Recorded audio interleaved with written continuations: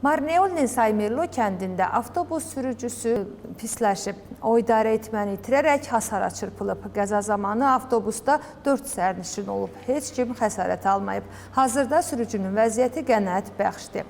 Hadisə yerinə polis və təcili yardım qrupları səfərbər edilib.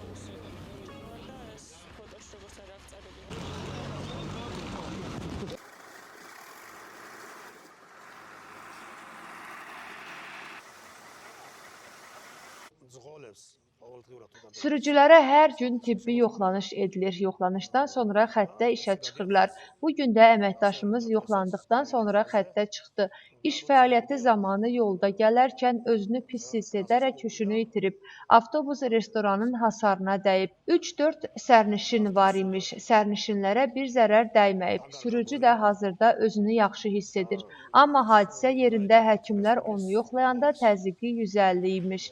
Hazırda polis bölməsinə aparılıb. Əsas odur, itki yoxdur. Hər şey yolundadır.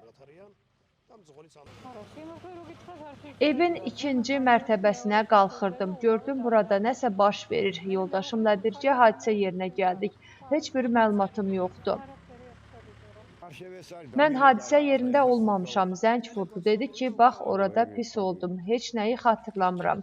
Deyir ki, özümü pis hiss etdim. Sonra təcili yardım yoxladı. Təzyiqimi ölçdü və polis apardı.